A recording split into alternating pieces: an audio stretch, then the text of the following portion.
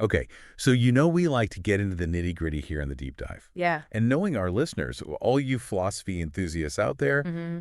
we figured why not tackle a concept that really Yeah. gets to the core of how we think about morality and politics. Absolutely. And that is, of course, perfectionism. Perfectionism, yes. So think of this deep dive Mm-hmm. as a chance to really wrap our heads around Yeah. what it means to aim for the best, not just for ourselves, but for society as a whole. That's right. Yeah. And we've been digging deep into the Stanford Encyclopedia of Philosophy, Of course. their entry on perfectionism in moral and political philosophy, which, let me tell you, Yeah. it's a rich text, Dense. but it's really rewarding, especially, I think, for this audience, for folks who are already, familiar with and interested in these philosophical ideas. Absolutely. So we're going to try to unpack that for you today. Yeah, so over the course of this deep dive, we're going to be dissecting perfectionism as it shows up in two main areas. First, in ethics, that is, how should we live as individuals, and then in political philosophy, which is all about the role of the state. Right. And our goal is to really grasp those fundamental principles of perfectionism, the different forms it takes, and maybe even more importantly, those really interesting points of debate, where people disagree. Yeah. When we think about how this plays out in our own lives and in the societies we live in. So for you listening out there and with, that philosophical background you already have, we're aiming to take you on this kind of structured, insightful journey through the world of perfectionism, Yeah, highlighting the key arguments both for and against, and, ideally get you thinking about its implications across all these different areas of philosophy. absolutely. It's a chance to really refine your understanding of this concept that, frankly, has been echoing through centuries of ethical and political thought. Okay, so let's dive in. Let's do it. When philosophers talk about perfectionism, what's the core idea that we're really wrestling with here? Well, at its heart, perfectionism puts forward what we call an objective account of the good. Okay. What that means is it suggests that certain states, activities, relationships, these things are valuable in and of themselves. Inherently valuable. Yes, not just because we happen to desire them or enjoy them. Right, so it's not just about what feels good or what we as individuals happen to want. That's right. It's about what is good, period, according to some kind of independent standard. Exactly. And this sets it apart from, some other viewpoints that you're probably familiar with, like hedonism, which puts pleasure at the center, or desire satisfaction theories where, what's good just means what we want.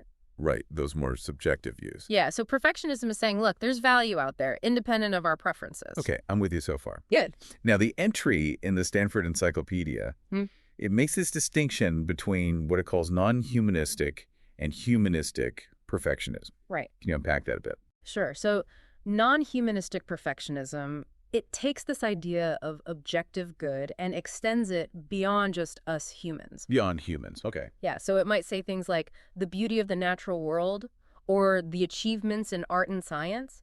These things have value even if, hypothetically, no humans were around to appreciate them. Interesting. Humanistic perfectionism, on the other hand, and that's really going to be our main focus here. Okay. It hones in on what makes a good life specifically for us, for human beings. Got it.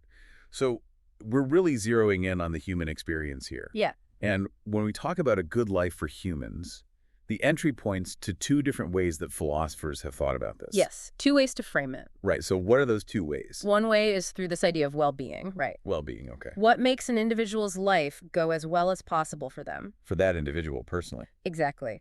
But perfectionism, it often leans towards a broader notion, this idea of excellence or success. Okay, so that's where we get into the more demanding aspects, perhaps. Right, and this is a subtle difference, but I think for a philosophical audience, it's crucial, right? Absolutely. Because a life of excellence, well, it might involve some personal sacrifices, right? Maybe for the sake of others, maybe for some higher ideal. So it goes beyond just, that purely self-centered view of what makes a good life. So just to use an example, a philosopher who dedicates their life to, rigorous inquiry. Yeah. Maybe at the expense of, comfort or material wealth. That might be seen as a really excellent human life within a perfectionist framework. Exactly. They might even be, foregoing some personal well-being in the pursuit of something higher. Right. For the sake of knowledge itself or truth. Yes, precisely. Okay, now the entry goes on to really get into the weeds which I know our listeners They appreciate. do, yes. And it delves into two primary versions of perfectionism. Okay. And this is where the nuances really start to come out. This is where it gets interesting. So the first one is what's called human nature perfectionism. Right. And when I hear that phrase, it makes me think that there must be a certain understanding of what it even means to be human baked into that view. Yeah, you hit the nail on the head. Okay. Human nature perfectionism, it defines the good in terms of developing those essential human capacities that we have. So it's not just about what we happen to want. It's about what we are, in some sense, capable of. Exactly. And here you can think back to Aristotle, Of course. his emphasis on ergon, the characteristic function. Mm-hmm. This approach really draws on that, right? Right. What is it that makes us human? Yeah. What Well, makes us distinct? things like rationality, maybe our social nature, Right. Our ability to reason, to form relationships. to create art potentially. Exactly. And the core argument here is that by realizing these capacities, well, that is inherently good for us. It's like we're fulfilling our potential as human beings. Yeah, like we're living in accordance with our true nature. Okay, but now, speaking as a philosopher, I see some potential issues here. Like, how do we even define human nature in a way that isn't, overly simplistic or culturally biased? Yeah, that's the big question, right? It's a huge challenge. To define those essential capacities in a way that everyone can agree on. Right, without falling into some kind of, essentialist trap where we're saying this is what all humans are everywhere, always. Absolutely. And even if we could somehow agree on a definition, then the next challenge is how do we justify the claim that developing those capacities is actually good for us? Right, we're moving from describing what humans are to prescribing how they should live. Exactly. And that's a move that requires some serious philosophical heavy lifting. Okay, so that's human nature perfectionism with all its complexity. With all its baggage. Now, what about the second major version, objective goods perfectionism? Right. So objective goods perfectionism, it shifts the focus a bit. Okay. Instead of looking at human nature itself, it tries to identify certain goods in the world, certain things that are just valuable, period. And these goods, they're valuable whether or not they're directly connected to a specific account of what it means to be human. So we're talking about things like art, scientific knowledge, maybe cultural achievements, strong relationships, maybe even just knowledge for its own sake.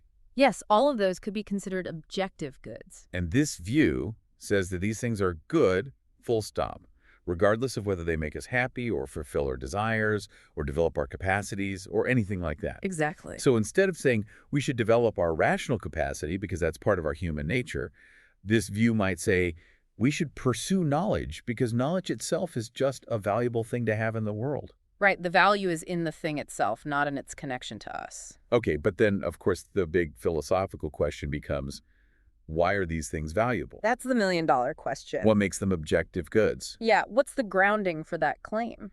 We can't just assert that they're valuable. We need some kind of argument, We need a philosophical justification. right? Some kind of metaphysical or epistemological foundation. Absolutely. Okay, so both of these core versions of perfectionism, they come with their own set of philosophical puzzles. They do.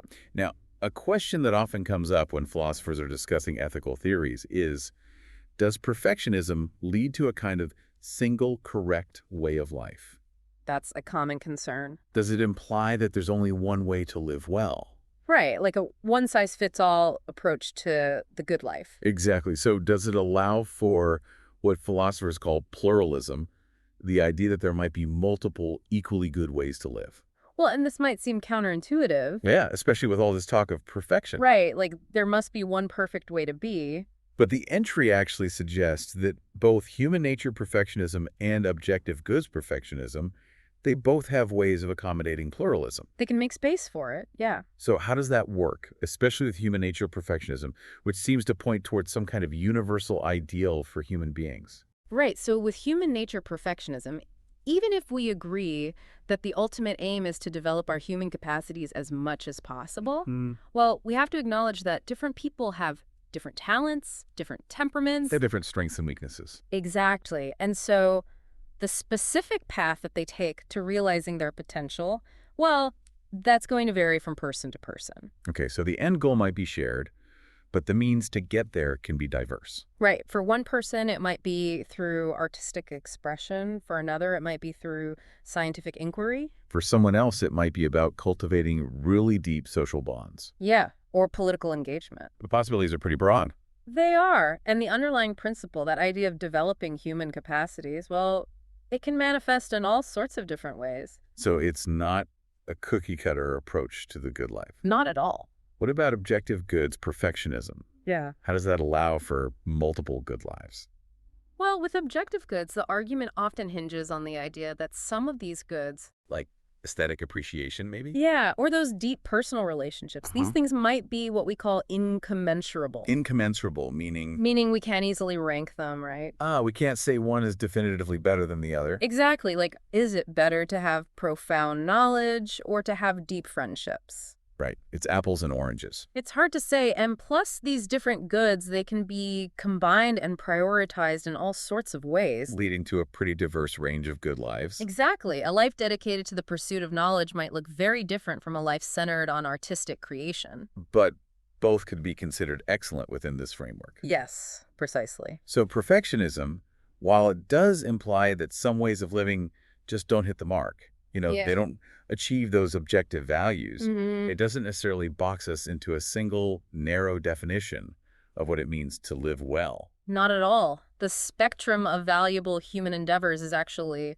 quite broad. Okay, so now that we have a good grasp of the different versions of perfectionism, Mm-hmm.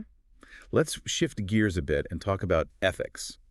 Right. How does this core idea of perfectionism actually translate into a system of moral duties? Right. Like, how should we act if we take perfectionism seriously? Exactly. Does it give us any guidelines? Well, as a moral theory, perfectionism basically tells us, look, you should protect and promote good human lives Okay. and all those valuable states of affairs that are associated with them. Like knowledge, relationships, beauty, all those things we were talking about. Exactly. Okay, so that's the basic directive. Mm-hmm. Now, how does that play out in practice? Well, this fundamental directive, it can take two main forms. Okay. Egoistic perfectionism and non-egoistic perfectionism. Okay, so let's start with egoistic perfectionism. All right. As the name suggests, this is primarily concerned with the perfection of oneself, right? That's the basic idea. Okay. Historically, many egoistic perfectionists have said that our main moral duty is to cultivate our own excellence. To make ourselves as good as we can be. Yeah, to develop our talents, our skills, our virtues, all of that. But this doesn't necessarily have to be a selfish view, right? Right. That's important to keep in mind. Okay. Some egoistic perfectionists have argued that the well-being of others, that can actually be a part of our own good. So it's not like we're completely ignoring other people. Not necessarily. It's more like we recognize that their flourishing can contribute to our own flourishing. Exactly. So promoting the good of others, it's not seen as this purely altruistic act, Yeah. separate from our own self-interest. It's more like it's in our own self-interest to help others become better. Yeah, it's part of living a good life, a eudaimonic life. Okay, that's a nuanced perspective. It is. Now, what about non-egoistic perfectionism? So non-egoistic perfectionism says we have a direct duty to foster the perfection of others. In addition to our own. Yes, and these duties, they might sometimes clash. Yeah, that's where it gets tricky. It does, and it might even require us to prioritize the perfection of others over our own.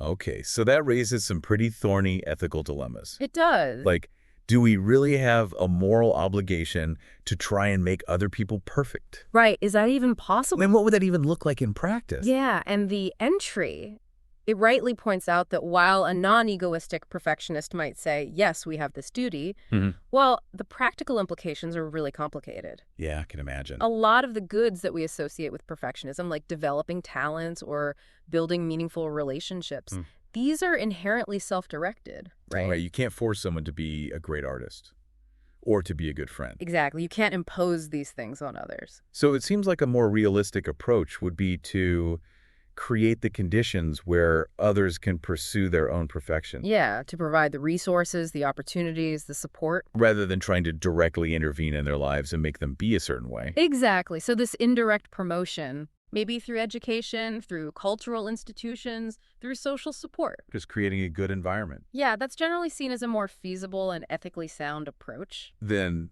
trying to force people to be perfect. Right, which could easily backfire. Yeah, okay. So even if we don't have a direct duty to make other people better, Hmm. we might still have a responsibility to create a society that supports their pursuit of excellence. I think that's a fair conclusion. Now, how does all of this fit in with the more familiar ethical frameworks like consequentialism and deontology? Okay, so consequentialist perfectionism, Hmm. that would say our main moral duty is to maximize the overall level of perfection in the world. So every action we take, we should be thinking, does this contribute to more perfection either in myself or in others?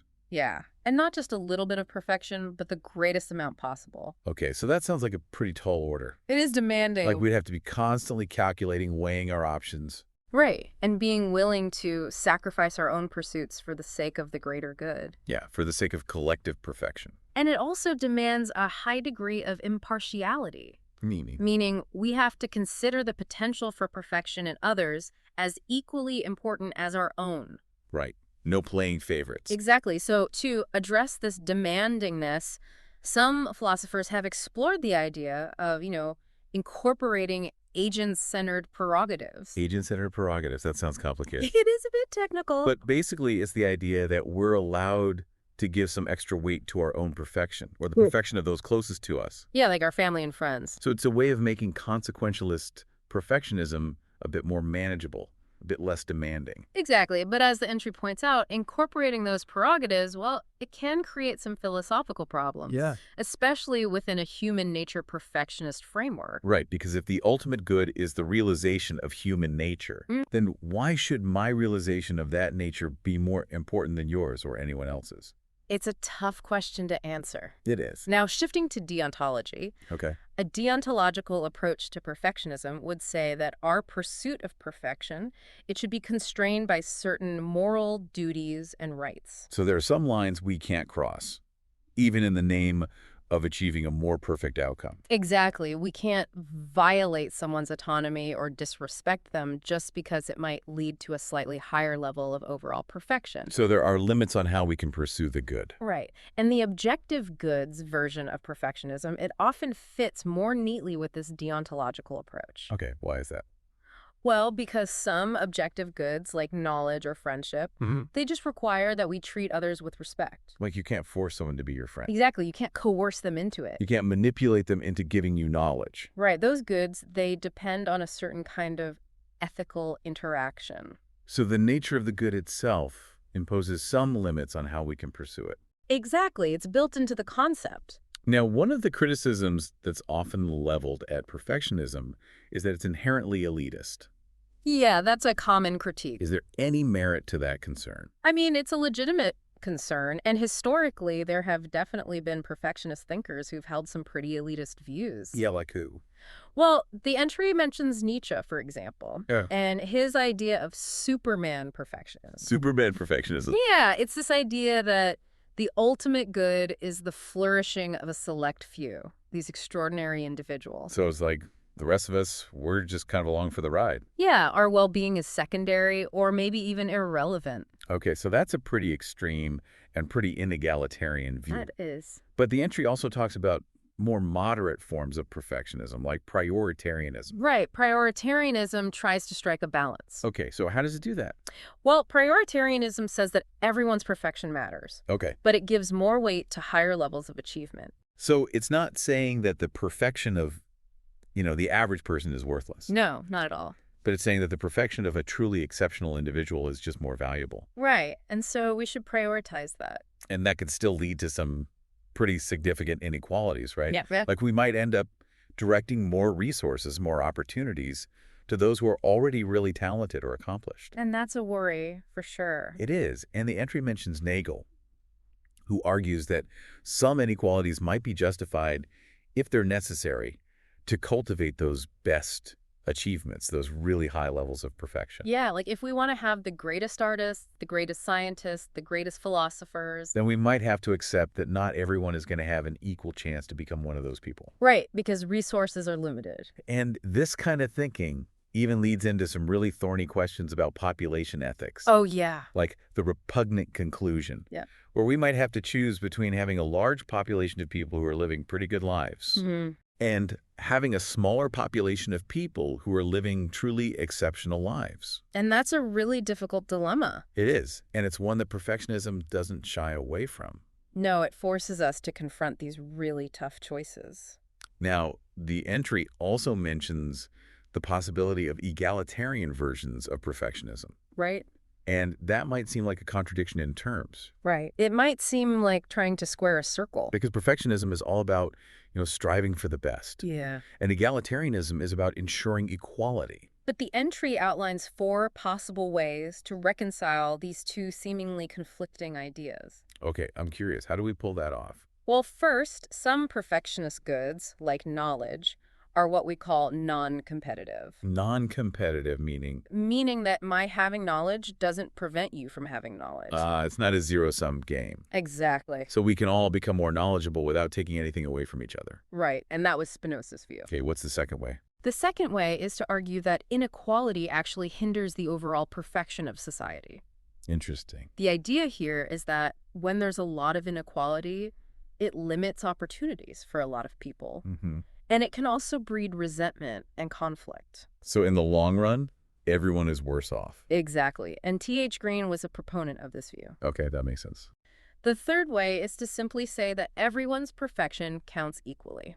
So we reject the prioritarian idea that some people's achievements are just more valuable than others. Right. We say that a small improvement in the life of someone who's struggling is just as morally significant as a big improvement in the life of someone who's already thriving. Okay, I can see how that fits with an egalitarian perspective. And finally, the fourth way is to have a perfectionist framework that's constrained by separate, non-perfectionist egalitarian principles. So it's like we're pursuing perfection, but within certain limits. Exactly. We're saying that even if something would maximize perfection overall, we're not going to do it if it violates certain basic principles of justice. Okay, so it's a complex issue, as always. It is.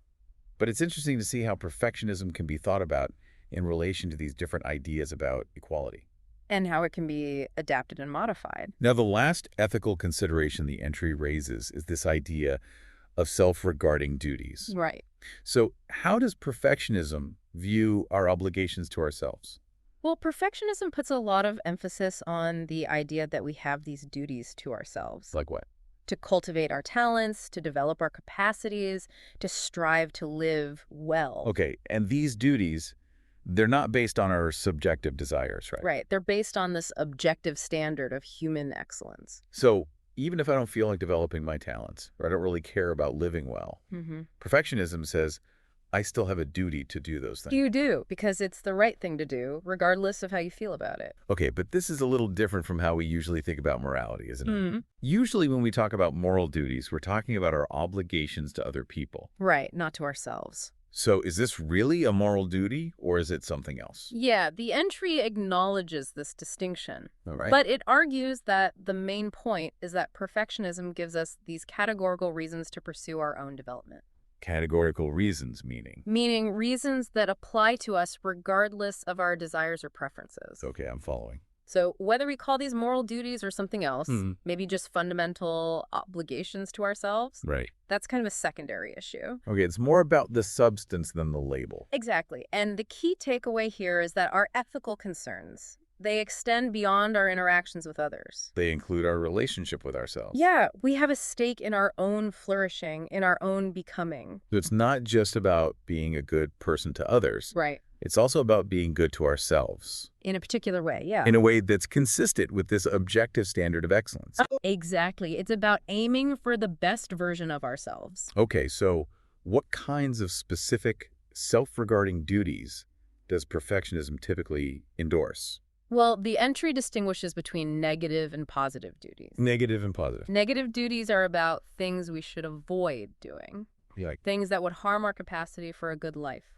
so self-destructive behaviors, things like that. Yeah, things that hold us back from flourishing. Okay. And then positive duties, those are about things we should actively do. Like, Things like cultivating our talents, pursuing knowledge, avoiding wasting our lives on, just fleeting pleasures. so it's not just about avoiding the bad, it's about actively pursuing the good. Exactly. And these specific duties, they all stem from this more general duty to ourselves Yeah. to live a good life, an excellent life, to the best of our ability. Exactly. It's a demanding ethic, but it's also, I think, a very inspiring one. Okay, so we've covered a lot of ground on perfectionist ethics. We have. Now let's move into the political realm. So, if we accept some form of perfectionist ethics, does that automatically mean that we have to endorse a perfectionist politics? Well, it's a natural step, I think. Right. If you believe that certain ways of life are objectively good, then it stands to reason that the state, Yeah. it could play a role in promoting those ways of life. So the state should try to make its citizens better. Maybe not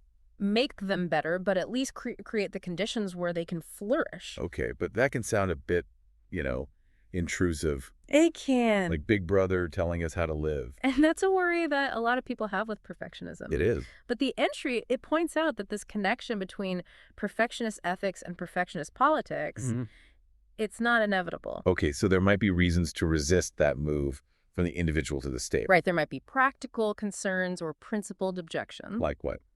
Well, for example, pursuing perfectionist aims at the political level, it might lead to unintended negative consequences. Yeah, like unforeseen side effects. Right, or it might conflict with other important values like individual liberty. Okay, so it's not a simple equation. Not all. Now, one of the main arguments against this kind of perfectionist state is the principle of state neutrality. Right, that's a big one. So, what is state neutrality and why do perfectionists tend to reject it? State neutrality basically says that the state should remain impartial when it comes to different conceptions of the good life. So the state shouldn't take sides. Exactly. It shouldn't endorse one way of living over another.